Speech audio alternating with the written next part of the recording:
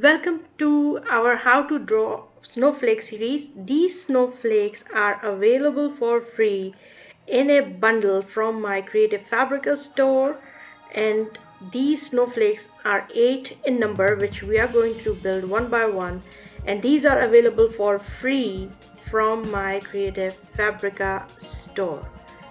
And the link to this design will be in the description of this video.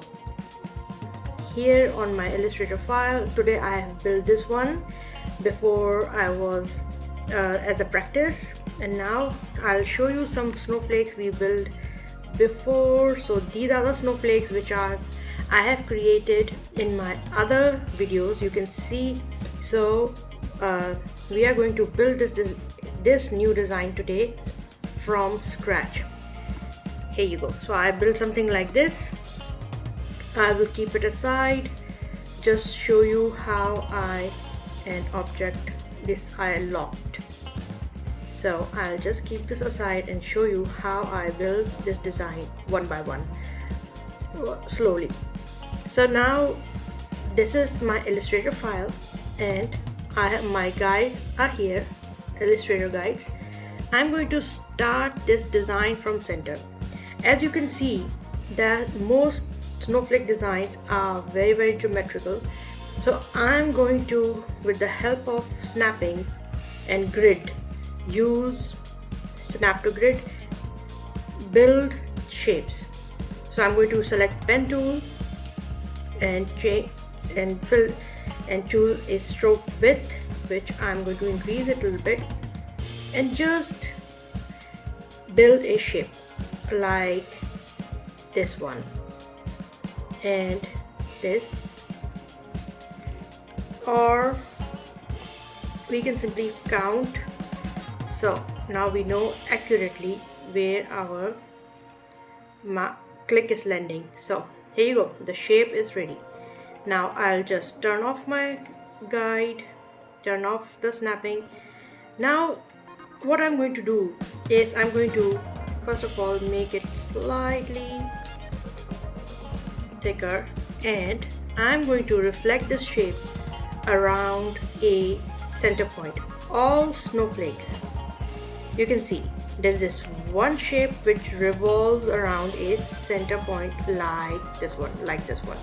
So we are going to do the same, and we are building from scratch, so it will take time to build a final shape. So I'm going to select my pen tool, leave a point, and select selection tool and leave the point here.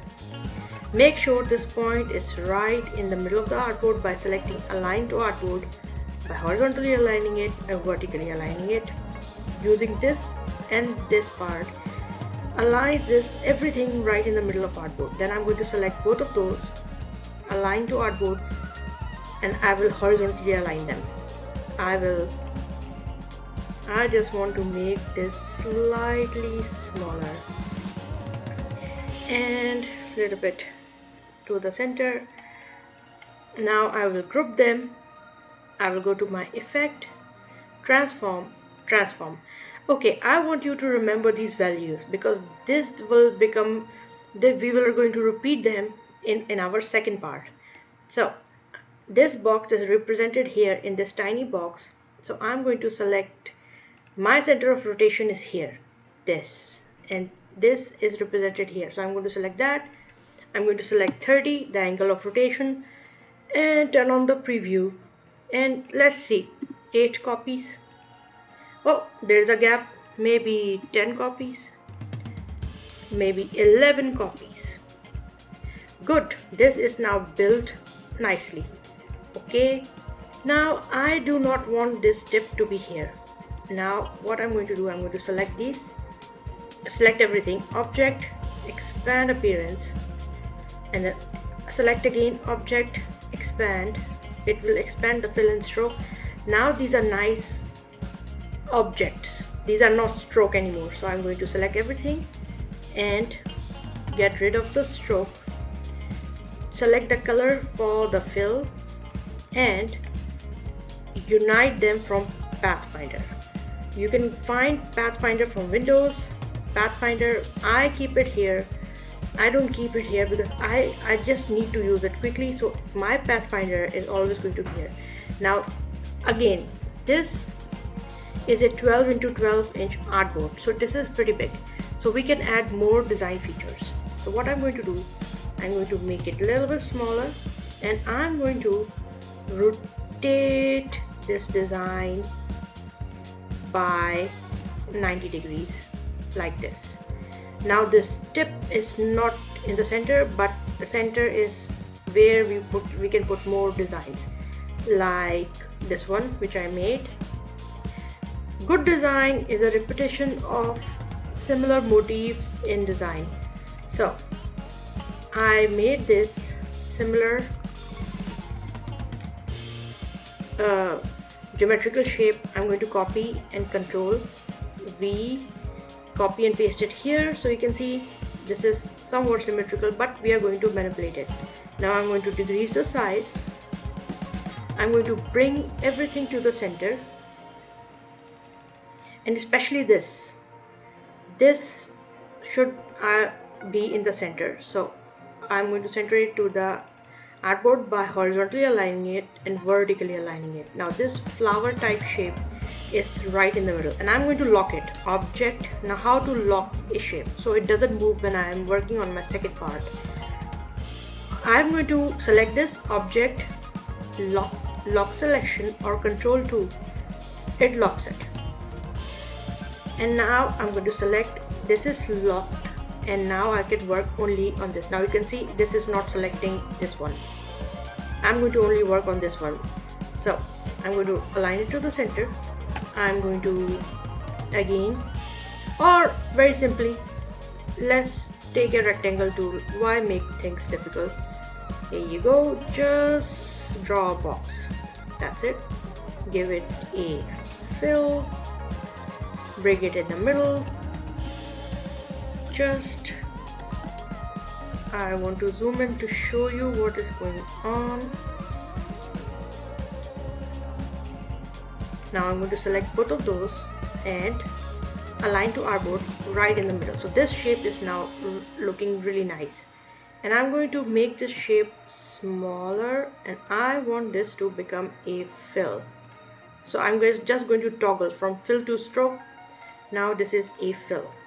Let's make it a little bit larger so it covers that line, and maybe bring it slightly, give it a little breathing room. Now what I'm going to do, I'm going to take my pen tool, just draw lines like that, one, and let it go. Choose a stroke color, make stroke fill none, and increase the width of the stroke from here. So this is now what, if you see, I want everything to fuse to this part. Now I see that the stroke which I have chosen is not, if I just bring it here, it just gives me problems. So I can just increase the width of it, and we can adjust the design as we go and bring it in the middle. Now you can see what is going on here. Now I want another line, so I'm just going to copy and Control F. With my arrow key, bring it down, make them symmetrical, no problem. Now what is happening is that I want to reflect these lines to the other side. So I'm just going to group them, right click, transform, reflect, and I'm going to vertically reflect them, make a copy, and with the help of my arrow key I'm going to bring them to the other side. Now to how to distribute nicely on the both sides, I'm going to select this one and this one. As they are two units, I'm going to first choose align to selection, so they are nicely aligned. I'm going to group them, and now I'm going to choose align to artboard here and align in the center of artboard. You see they have moved a little. Now they are right in the middle. Now what I'm going to do, I'm just going to select everything object, expand, and they are all now up, expand, and now they are objects, and now I'm going to unite them. So unite from here, from Pathfinder. Now this is one shape. I would like these corners to be slightly rounded. What I'm going to do, I'm going to select these, select my direct selection tool, and I will just bring these little tiny round handles. I'm just going to bring them inward, so it will make this shape slightly rounded and more organic looking. Now what we are going to do, we are going to repeat that transform again with this shape. And first of all, I'm going to make sure that this is in the center of the artboard. It is. Now I'm going to again put a point right in the middle of the artboard, let it go with the help of a selection tool, and select it, go to align to artboard, horizontal align center, vertical align center. You see it moved, so it is now right in the middle of artboard. I'm going to select both of these, right click, group, and now I'm going to go to my effect, distort and transform. Now remember, our center of rotation is here. Turn on the preview, 30 and 11 copies. Now voila, here you go. Your snowflake for today is complete. It is looking beautiful, and by little help with transform menu we created this snowflake.